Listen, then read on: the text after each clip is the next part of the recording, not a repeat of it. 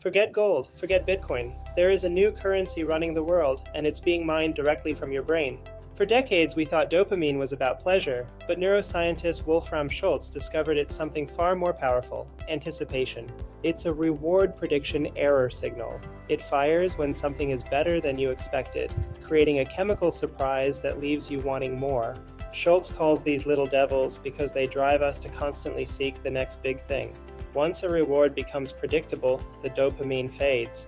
This is why social media feels like a digital casino. It uses variable ratio reinforcement, the same psychological trick that keeps people at slot machines for hours. Every like, every share, and every follower count digitizes our fundamental human needs for status and belonging.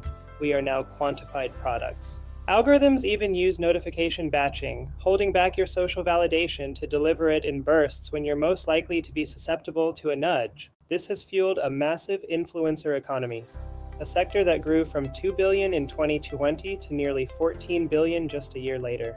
As Dr. Craig Wing notes, algorithms don't just show us what we want, they shape what we become, optimizing for quick bursts of pleasure. In this economy, you don't pay with cash.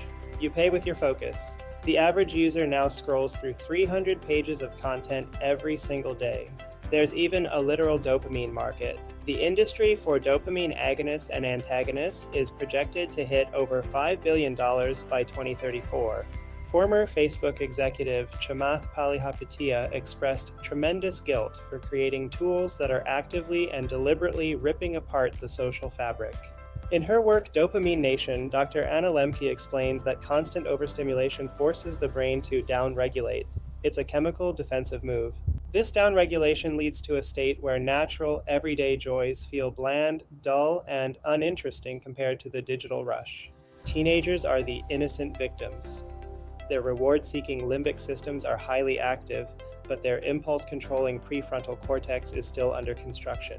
Recent studies suggest 10% of Americans may be addicted to social media, with up to 40% of young adults reporting addiction-like symptoms. Spending over 3 hours daily on social media makes you twice as likely to report symptoms of anxiety and low self-esteem.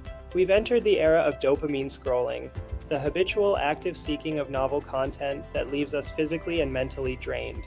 It's even manifesting physically. Have you ever felt your phone vibrate when it hasn't? That's phantom vibration syndrome, a sign of neurochemical dependency. But there is a growing movement for ethical nudging. Researchers are calling for design ethics that prioritize our cognitive autonomy over profit. So, how do we escape the loop? It starts with recognizing the currency you're spending.